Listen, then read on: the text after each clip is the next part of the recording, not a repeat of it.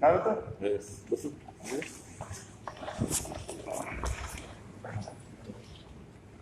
साहेब, आपल्याला माहीतच आहे की हे जे अर्णब गोस्वामीचे आणि पार्थोदास गुप्ता जे BIRCचे पूर्व प्रमुख आहेत, त्यांचे जे व्हॉट्सॲप चॅट्स समाज माध्यमांमध्ये आले आणि त्यामधनं एक अत्यंत गंभीर अशा तऱ्हेची बाब समोर आलेली आहे. सगळ्यात महत्त्वाचं म्हणजे मुंबई पोलिसांचं अभिनंदन केलं पाहिजे की हा TRP घोटाळा देशासाठी अत्यंत महत्त्वाचा आहे आणि एकंदरच ज्या पद्धतीनं माध्यमांना नियंत्रणात आणण्याकरता आणि कृत्रिमरित्या त्यामध्ये लोकप्रियता निर्माण करण्याकरता ज्या पद्धतीचा वापर केला जातो ते अत्यंत दुर्दैवी आहे. इतर माध्यमांमध्ये देखील त्याचा चुकीचा संदेश जातो आहे आणि अशा चुकीच्या मार्गानं ज्या वेळेला लोकप्रियता मिळवण्याचा प्रयत्न होतो तर त्यावेळेला त्याचा दुष्परिणाम आणि त्याचा वापर करून ज्या पद्धतीनं समाजाची मतं बदलवायचा प्रयत्न चालला आहे अत्यंत गंभीर आहे आणि त्या बद्दल खऱ्या अर्थानं मुंबई पोलिसांचं आणि आपल्या गृह विभागाचं अभिनंदन केलं पाहिजे की अत्यंत महत्त्वाचा राष्ट्रीय हिताचा प्रश्न हा मार्गी लागलेला आहे आणि त्यातनं खरे जे गुन्हेगार आहेत ते समोर येतात. परंतु त्याच्याबद्दल बोलून हां बोला.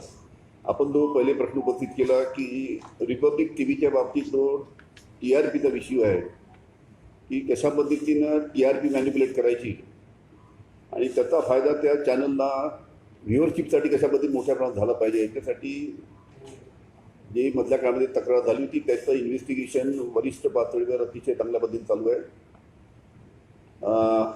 बारचे जे प्रमुख अधिकारी आहेत त्यांना सुद्धा अरेस्ट केलेली आहे, त्यांच्या माध्यमातून सुद्धा संपूर्ण इन्व्हेस्टिगेशन चालू आहे आणि हा जो घोटाळा आहे TRPचा फार मोठा घोटाळा आहे. त्याचं मुंबई पोलीस अतिशय चांगल्या पद्धतीनं प्रोफेशनल पद्धतीनं त्याचं इन्व्हेस्टिगेशन करतात. एकंदरच ज्या पद्धतीनं केंद्र सरकारनं देखील हा प्रकार दाबण्याचा प्रयत्न केला त्यातनं अनेक मला असं वाटतं की राजकीय दृष्टिकोनातून देखील वेगवेगळे त्याला महत्त्वाचं म्हणजे साहेब की या व्हॉट्सअप चॅट्समधनं काही महत्त्वाची माहिती समोर आलेली आहे आणि ती अत्यंत गंभीर आहे. राष्ट्रीय सुरक्षेचा मुद्दा त्याच्यातनं दिसून येतो. याचं कारण असं की अर्णब गोस्वामीसारख्या व्यक्ती यांचे हात कुठपर्यंत पोचलेले आहेत, अत्यंत राष्ट्रीय सुरक्षेच्या महत्त्वाचे जे काही विषय आहेत त्यांना ह्यांची माहिती कशी मिळते आणि सगळ्यात महत्त्वाचं म्हणजे ज्या पद्धतीची भाषा त्याच्यामध्ये वापरली आहे याचा अर्थ असा दिसतो की त्यांचं खऱ्या अर्थानं फार मोठे त्यामध्ये धागेबांधोरे आहेत. एकंदरच त्यांनी त्या व्हॉट्सअप चॅटमध्ये असं म्हटलेलं आहे की बालाकोटचं स्ट्राईक सारखा स्ट्राईक होणार आहे हे 3 दिवस अगोदर त्यांना माहिती पडलं आणि त्यांनी त्या पार्थोदास गुप्ताला जे सांगितलेलं आहे त्यातनं ही अत्यंत महत्त्वाची जी अतिशय गोपनीय स्वरूपात राहिली पाहिजे अशा तऱ्हेची माहिती अशा व्यक्तीला कळली कशी हे महत्त्वाचं त्याच्यामध्ये त्या ठिकाणी त्याची चौकशी होण्याची गरज आहे आणि त्यांनी अनेकांना दिली असेल, म्हणजे केवळ पार्थोदास गुप्तालाच नव्हे अनेकांना दिली असेल, ती कोणाकोणाला दिली असेल. दुसरी गोष्ट कोणी त्याला पुरवली याचं कारण आहे की त्यामध्ये त्यांनी असे सगळे शब्द वापरले आहेत की कुणीतरी त्यांना सांगितलंय की हे एक्झॅक्ट वर्ड्समध्ये मी सांगतोय तुम्हाला आणि ते काय सांगतायत की अशा तऱ्हेची आम्ही गोष्ट करणार आहोत देशपातळीवरती की ती काश्मीरच्या संबंधात असेल आणि त्याने जनतेला फार मोठ्या पद्धतीनं आनंद होईल, म्हणजे पीपल विल बी इलेटेड. म्हणजे ही जर भाषा वापरली जात असेल कोणतरी त्याला ती माहिती पुरवतंय हे गंभीर तर आहेच, परंतु ही माहिती अशा व्यक्तीला मिळते आहे ती कुठल्या स्वरूपात मिळते आहे, इतक्या ऑथेंटिक पद्धतीनं इतक्या ह्यानं ते सांगू कसं शकतात. 3 दिवस अगोदर बालाकोट सारखा स्ट्राईक, पुलवामाच्या संदर्भामध्ये जे माहिती त्यांनी असं म्हटलेलं आहे की इतर माध्यमांच्या आधी 20 मिनिटं अगोदर आम्ही ती बातमी फोडली.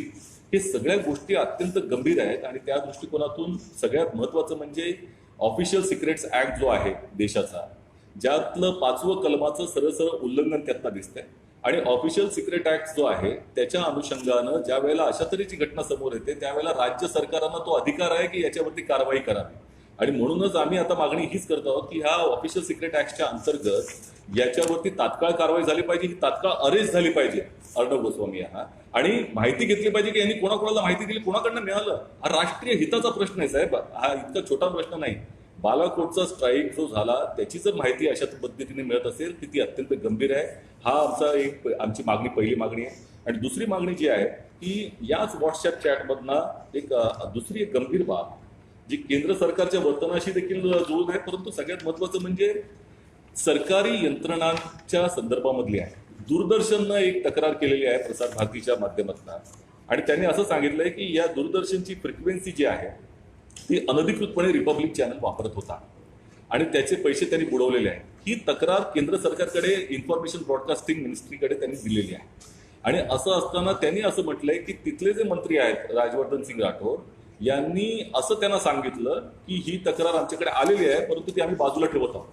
हे अत्यंत गंभीर आहे, ज्यामध्ये देशाचं नुकसान झालंय, सरकारी एजन्सीचं नुकसान झालंय, ज्याचा अर्थ जनतेचं नुकसान झालेलं आहे.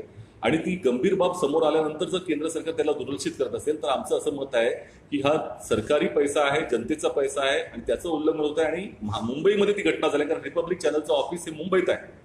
त्यामुळे मुंबईमधल्या एका एजन्सीनं अशा तऱ्हेचा फ्रॉड जर केला असेल त्याचीही चौकशी झाली पाहिजे. तात्काळ EOW कडनं याची चौकशी व्हावी, अशा तऱ्हेची आमची मागणी त्या ठिकाणी आहे. या 2 मागण्या आपल्यासमोर आम्ही ठेवत आहोत. राज्य सरकारनं तात्काळ या संदर्भामध्ये कारवाई करावी. मुंबई पोलिसांनी अतिशय चांगलं काम केलंय, त्यांना अधिक मुभा द्यावी, अधिक त्यांचे हात बळकट करावे आणि त्यांचे हात जे आहेत ते यांच्यापर्यंत पोहोचावे, ही आमची तुमच्याकडे मागणी आहे. याच्या बाबतीत हो.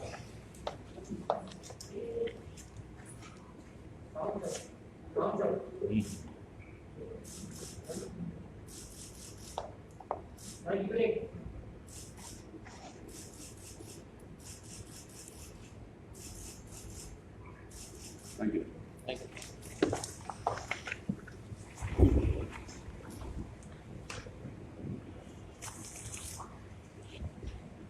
याच्या बाबतीत आपण जे 2 गोष्टी इथे प्रामुख्याने आपण सांगितल्या की पहिली घटना पुलवामा घटना जी 14 फेब्रुवारी 2019 झाली आणि दुसरी घटना बालाकोटची जी 26 फेब्रुवारी 2019 झाली, म्हणजे 14 दिवसांनी जी घटना झाली.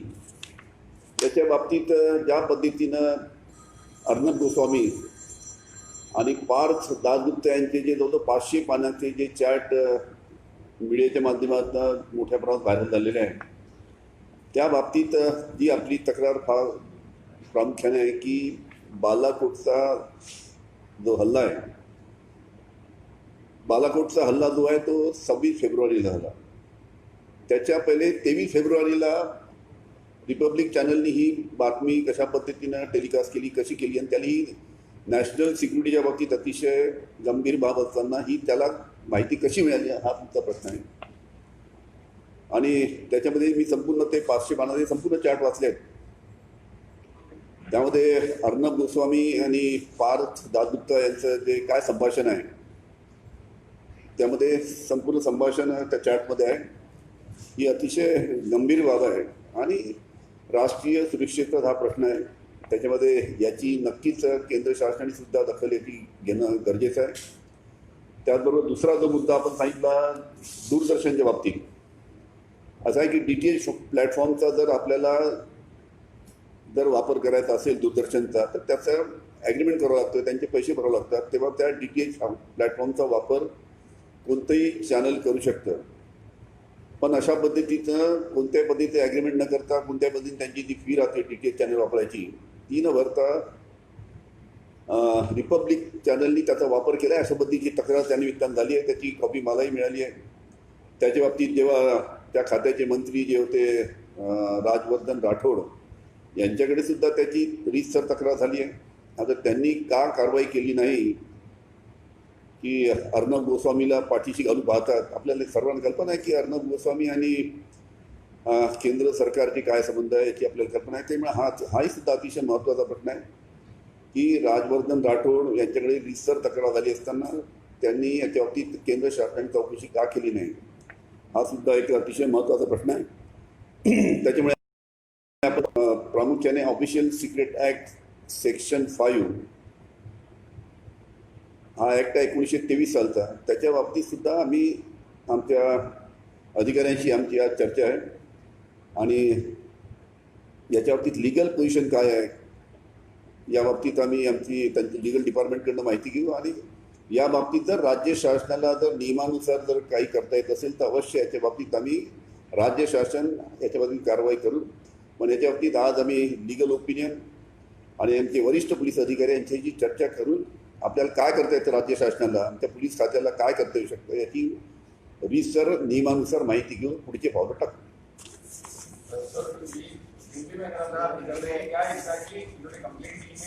इसके ऊपर राज्य सरकार कैसे एक्ट करेगी, क्योंकि 500 बच्चों का जो चैट रिकॉर्ड्स है वो तो पब्लिक डोमेन में है लेकिन वो पुलिस के पास है, तो ऐसे में क्या राज्य सरकार इसके आगे करेगी? आज ही मुझे जो कांग्रेस के प्रवक्ता है सचिन सावंत, उनके सभी सहयोगी ने मुझे एक निवेदन दिया है, और ये जो 500 पेजेस का जो चार्ट जो अभी वायरल हुआ है उसके बारे में उन्होंने कंप्लेंट की है। खास करके आपको सभी को पता है कि पुलवामा का जो हल्ला हुआ था वो हुआ था 14 फरवरी 2019 को, और बालाकोट का हल्ला हुआ था 26 फरवरी 2019 को। और इस पुलवामा और बालाकोट के बारे में जो चार्ट में पूरा पार्थ दासगुप्ता और अर्नब गोस्वामी के बीच में जो संभाषण हुआ है, जो चार्ट हुआ है, उसके बारे में पूरा 500 पेज का मैं खुद उसका पढ़ा हूँ। और ये सब मामला नेशनल सिक्योरिटी से रिलेटेड है, बहुत गंभीर मामला है। और उसके लिए खास करके जब बालाकोट का हमला 26 फरवरी 2019 को हुआ, उसके 2 दिन पहले अर्नब गोस्वामी को मतलब 23 फरवरी को ये बात कैसे मालूम पड़ी, नेशनल सिक्योरिटी की बात उसको किस प्रकार से मालूम पड़ी, इसकी जांच जरूर केंद्र शासन ने करना चाहिए कि नेशनल सिक्योरिटी का इशू है तो उसमें केंद्र शासन ने इसके बारे में गंभीरता से सोचना चाहिए कि अर्नब को ये बात कैसे मालूम पड़ी। दूसरा मामला जो है वो है जो ऑफिशियल सीक्रेट एक्ट के बारे में, जो सचिन जी ने बताया कि ऑफिशियल सीक्रेट एक्ट 1923 सेक्शन 5, इसके तहत राज्य शासन को अधिकार है या नहीं, इसके बारे में हम लीगल ओपिनियन ले रहे हैं। उसी प्रकार सेकंड इशू जो दूरदर्शन के बारे में सचिन जी ने उनके निवेदन में दिया है कि दूरदर्शन का DTH प्लेटफॉर्म किसी को इस्तेमाल करना है तो उसके लिए उनको दूरदर्शन के साथ में एग्रीमेंट करना पड़ता है, उनकी फीस भरना पड़ता है, उसके बाद में वो DTH प्लेटफॉर्म को यूज़ कर सकते हैं। लेकिन दूरदर्शन का DTH प्लेटफॉर्म उनसे एग्रीमेंट ना करते हुए उन्होंने उसको यूज़ किया, और उसके लिए उसकी रजिस्टर जो खाते के मंत्री थे राजवर्धन राठौड़ साहब, केंद्रीय मंत्री, उनके तरफ भी उसकी तकरार हुई, लेकिन उन्होंने उसके ऊपर कोई भी कार्रवाई नहीं की। करीबन 52 करोड़ रुपए का जो DTH चार्जेस है वो दूरदर्शन को, अर्नब गोस्वामी का जो चैनल था रिपब्लिक, उसने भरा नहीं। इस प्रकार की गंभीर तकरार सचिन जी ने यहाँ पे की है। ये दोनों भी बातें बहुत ही अहम इम्पोर्टेंट है, बहुत। और पहला जो मुद्दा बालाकोट को तो नेशनल सिक्योरिटी के तहत बहुत ही इम्पोर्टेंट है। उसके लिए पहली बात तो ये दोनों चीज़ों का केंद्र शासन ने इसको गंभीरता से लेके इसका इन्वेस्टिगेशन करना चाहिए। दूसरी बात, राज्य शासन यानी महाराष्ट्र शासन या महाराष्ट्र पुलिस, हमने लीगल ओपिनियन मांगा है कि लीगली इस इशू के लिए महाराष्ट्र पुलिस किस प्रकार से कार्रवाई कर सकती है या नहीं कर सकती, इसके बारे में हम लीगल हमारा डिपार्टमेंट है उनसे उनके लीगल ओपिनियन मांगा है। उसी प्रकार हमारे जो वरिष्ठ अधिकारी हैं उनके साथ भी हम चर्चा करके इस दोनों इशू के बारे में, जिसकी कंप्लेंट सचिन जी ने, जो कांग्रेस के प्रवक्ता हैं, उन्होंने किए, उसके बारे में वरिष्ठ अधिकारी के साथ में चर्चा करके हम क्या कर सकते हैं, मुंबई पुलिस या महाराष्ट्र पुलिस क्या इस मामले में कर सकती है, उसका लीगल ओपिनियन लेके आगे कदम बढ़ाएंगे। तो एक सवाल और पूछूंगा, वैसे भंडारा को लेके अभी जितने दिन हो गए कि अभी फायर नहीं हुई और रिपोर्ट भी नहीं हो सकती। आपको बताया कि भंडारा की जो घटना है बहुत ही गंभीर घटना है। उसके बारे में डिवीजन कमिश्नर नागपुर और उनके साथ में एक कमेटी का गठन किया गया था। मुझे परसों की दिन ही डिवीजन कमिश्नर साहब नागपुर में मिले थे, उन्होंने बताया था मुझे कि कल वो रिपोर्ट गवर्नमेंट को देंगे, शायद कल दिया होगा सर, मुझे लगता है मैं जानकारी लूँगा। त्यामध्ये त्यांना सांगितलं होतं की महाविकास आघाडी पुढे, पण आता भाजप असं होतं की नंबर 1चा पक्ष जो आहे तो भाजप आहे। तुम्ही सगळे आकडेवारी घ्या, संपूर्ण महाराष्ट्रामध्ये प्रत्येक जिल्ह्यामध्ये तुम्ही जर व्यवस्थित आकडेवारी केली तर त्यामध्ये महाविकास आघाडीच्या मोठ्या प्रमाणात जागा निवडून आलेल्या आहेत। त्यामध्ये काँग्रेस पक्ष असो, राष्ट्रवादी असो, शिवसेना यांनी मोठ्या प्रमाणात प्रत्येक जिल्ह्यामध्ये आघाडी घेतली आहे। आणि ज्या पद्धतीनं महाविकास आघाडीचं काम अतिशय समन्वय ठेवून चालू आहे। 1 महिन्यापूर्वी विधान परिषदच्या निवडणुका झाल्या पदवीधर आणि शिक्षक मतदारसंघाच्या। नागपूर पदवीधरमध्ये 58 वर्षापासून 58 वर्षापासून कधी सुद्धा भारतीय जनता पार्टीचा उमेदवार तिथे पराभूत झाला नाही. पण 58 वर्षानंतर माननीय देवेंद्रजी फडणवीस यांचा मतदारसंघ होतो, माननीय नितीनजी गडकरी यांचा तो जुना मतदारसंघ, त्याचा जिल्हा, असं असताना सुद्धा 58 वर्षांनंतर नागपूरमध्ये विधान परिषदच्या निवडणुकीमध्ये भारतीय जनता पार्टीला पराभव पाहावा लागला. आणि बाकी राज्यात सुद्धा अनेक ठिकाणी काय झालं आपल्याला त्याची कल्पना आहे. या सर्व गोष्टीचा आमच्या विरोधी पक्षांनी विचार करायला पाहिजे. आमचं सरकार अतिशय स्थिर आहे. मुंगेरीलालचे हसीन स्वप्न पाहणं भारतीय जनता पार्टीच्या नेत्यांनी सोडले पाहिजे.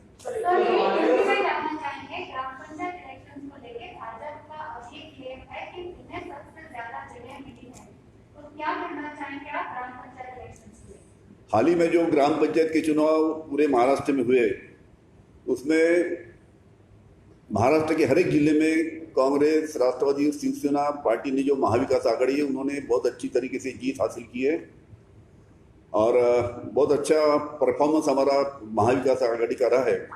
उसके पहले भी विधान परिषद के जो 1 महीना पहले जो चुनाव हुए थे उसमें भी भारतीय जनता पार्टी को किस प्रकार से हार मानना पड़ा या उनकी हार हुई, ये भी सब आप मानते हैं, आप जानते हैं.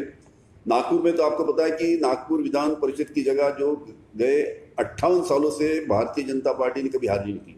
लगातार 58 साल तक वहाँ पे उनके विधायक चुन के आते थे, लेकिन इस साल उनका भारी मतों से नागपुर विधान परिषद के चुनाव में पराभव हुआ. उसी प्रकार का चित्र पूरे महाराष्ट्र में है. इसके लिए आपको पता है कि किस प्रकार का वातावरण है महाराष्ट्र में. महाविकास आघाड़ी जो कांग्रेस, राष्ट्रवादी और शिवसेना की है, बहुत ही अच्छी तरीके से, बहुत ही तालमेल एक दूसरे के साथ रखते हुए अच्छी तरीके से काम करिए करके भारतीय जनता पार्टी के जो नेता है उन्होंने इसका सबक लेना चाहिए और जो मुंगेरी लाल के हसीन सपने देखना उन्हें बंद करना चाहिए. मैं यही मेरी उनसे दरख्वास्त है.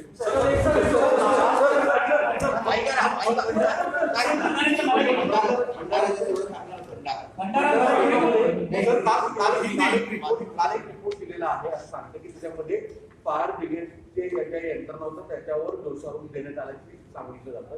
काय वस्तू कारण की आपण 2 मिनिटं भंडारा में जो घटना घटी है, भंडारामध्ये जी घटना झाली आपल्याला कल्पना आहे की अतिशय दुर्दैवी आहे. त्याच्यामुळे महाराष्ट्राच्या मुख्यमंत्र्यांनी त्यावेळेस लगेच डिव्हिजनल कमिशनर नागपूर यांच्या अध्यक्षतेखाली जी कमिटीचं गठन केलं होतं आणि त्या कमिटीचा रिपोर्ट मला परवाच्या दिवशी जेव्हा डिव्हिजनल कमिशनर भेटले तेव्हा सांगत होते की काल रिपोर्ट देणार होते. बहुतेक काल त्यांनी हेल्थ डिपार्टमेंटला किंवा मुख्यमंत्र्यांना रिपोर्ट दिला असेल आणि त्याच्यानंतर त्यांचा रिपोर्ट आल्यानंतर नियमानुसार योग्य कारवाई जो कोणी दोषी असेल त्याच्यावर करण्यात येईल.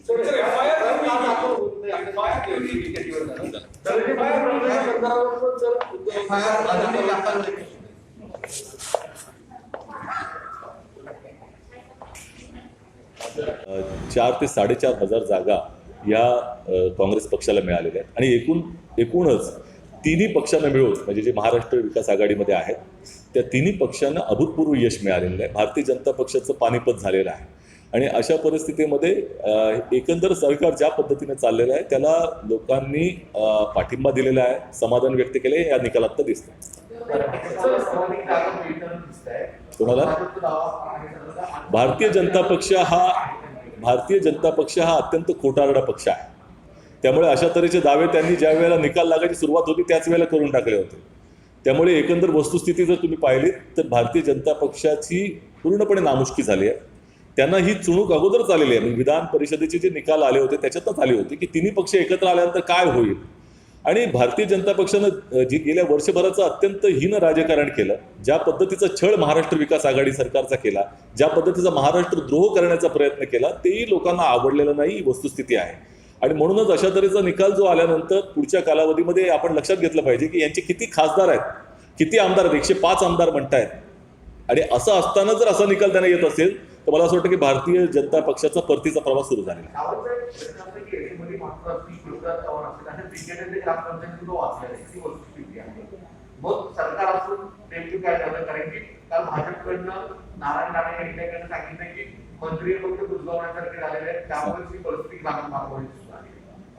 असंच आम्ही चंद्रकांत पाटील साहेबांच्या बद्दल देखील बोलू शकतो आणि त्यांनी काय त्या पद्धतीचं स्पष्टीकरण दिलं आपल्याला सगळ्यांना माहिती आहे. परंतु त्यांची ग्रामपंचायत आणि पूर्व प्रदेशाध्यक्षांची ग्रामपंचायत वाचलेली नाही. हा एवढ्या मोठ्या प्रमाणामध्ये जेव्हा 14,000 गावांचा निकाल येतो त्यामुळे कुठल्या कुठल्या गावांमध्ये काही ना काहीतरी अँटी इन्कम्बन्सी असते, अगोदरची सत्ता असते, परिवर्तन होतं. परंतु एकंदर जनरलाइज जर बघितलं तर निश्चितपणे महाराष्ट्र विकास आघाडीला अभूतपूर्व यश याच्यातनं प्राप्त झालेलं आहे. सर, एकच अध्यक्ष बदलण्याची चर्चा नाना पटोलेंचं नाव सुरू करायचं एक पात्र समोर आहे. काय बोलतो? याबद्दल आमच्याकडे कुठल्याही तरीची माहिती सर, नाही. महाराष्ट्र कर्नाटक बॉर्डर इशू को लेकर मुख्यमंत्री का जब बयान है उसके बाद से कर्नाटक में कई लीडर आउटरीच हुए हैं इंक्लूडिंग कांग्रेस.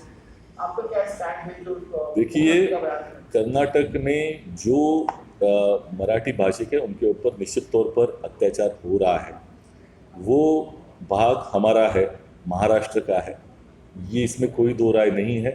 और हमारी महाराष्ट्र कांग्रेस की यही भूमिका है कि वो जो हिस्सा है जो मराठी भाषी वहाँ रहते हैं बहुसंख्य में, वो महाराष्ट्र के साथ ही आना चाहिए, ऐसी हमारी भूमिका है. सर, मराठी सर, एकंदरच ज्या पद्धतीचं TRP घोटाळ्याबद्दलचं जे इन्व्हेस्टिगेशन चालू आहे, जी चौकशी चालू आहे, ते अत्यंत योग्य पद्धतीने चालले आहे. हा राष्ट्रीय हिताचा प्रश्न आहे आणि एकंदरच मुंबई पोलिसांचं आणि महाराष्ट्र सरकारचं आम्ही या दृष्टिकोनातून अभिनंदन केलं आहे की नवीन नवीन ज्या पद्धतीचे त्यांनी पुरावे गोळा केलेले आहेत आणि ही केस मजबूत केलेली आहे. खऱ्या अर्थानं माध्यमांवरती नियंत्रण त्या ठिकाणी प्राप्त करण्याकरता अशा तऱ्हेचा TRP कृत्रिमरित्या घडवून आणायचा, तिची लोकप्रियता कृत्रिमरित्या दाखवायची, त्यातनं मोठ्या प्रमाणामध्ये निधी जो आहे कॉर्पोरेटचा असेल किंवा ॲडव्हर्टायझिंगचा यांना मिळावा आणि इतरांना तो मिळू नये. आणि त्या दृष्टिकोनातून अजेंडा जो आहे तो भारतीय जनता पक्षाचा कशा तऱ्हेनं फॉलो करता येईल अशा तऱ्हेचं एक मोठं कारस्थान हे षडयंत्र जे आहे ते या माध्यमातून मुंबई पोलिसांनी उघडकीस आणलेलं आहे. आणि त्यामुळे भारतीय जनता पक्षाच्या पायाखालची जमीन हल्ल्यानंतर त्यांनी देखील केंद्र सरकारच्या माध्यमातून हा TRPचा घोटाळा जो उघड होतोय त्याला बाजूला सारण्याचा प्रयत्न केला. उत्तर प्रदेशमध्ये कशा तऱ्हेनं त्या ठिकाणी FIR दर्ज करून त्या संदर्भामध्ये एक दिशाभूल करण्याचा प्रयत्न केला हेही आपण पाहतो आहोत. परंतु त्याच्याही पुढे ह्या व्हॉट्सॲप चॅट्समधून अत्यंत गंभीर बाब समोर आलेली आहे आणि ती राष्ट्रीय सुरक्षेची आहे. राष्ट्रीय सुरक्षेच्या दृष्टिकोनातून काही अत्यंत महत्त्वाच्या गोष्टी या अर्णब गोस्वामीला कशा माहिती पडल्या या संदर्भामध्ये निश्चितपणे देशपातळीवरती चिंता व्यक्त होते.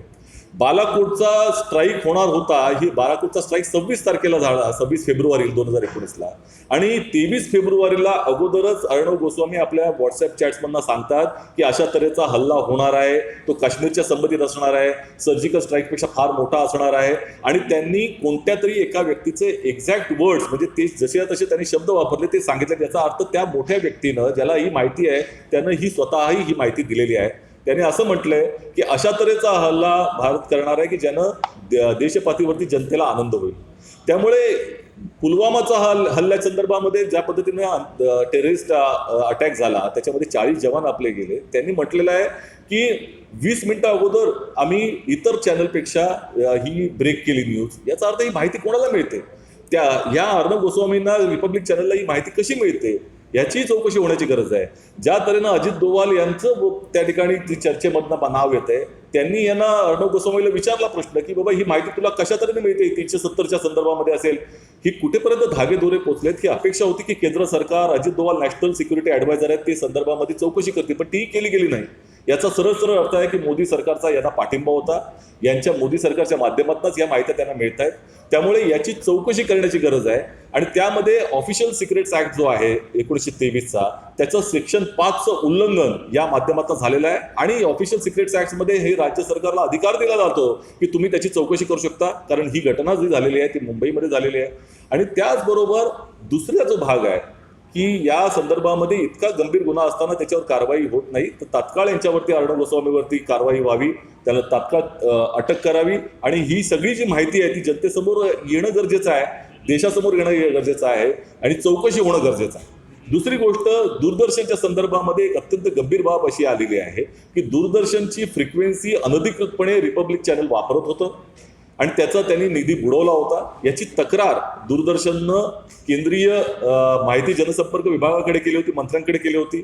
असं असताना अर्णब गोस्वामीला राजवर्धन सिंग राठोड स्वतः म्हणतात की अशी तक्रार माझ्याकडे आलेली आहे, परंतु आम्ही ती बाजूला ठेवली. ती बाजूला का ठेवण्यात आली हा देशाचा पैसा आहे, जनतेचा पैसा आहे, दूरदर्शन ही राष्ट्रीय संस्था आहे. असं असताना ही तक्रार बाजूला ठेवणं याचा अर्थ अर्णब गोस्वामीला पूर्णपणे संरक्षण त्यांना द्यायचं होतं.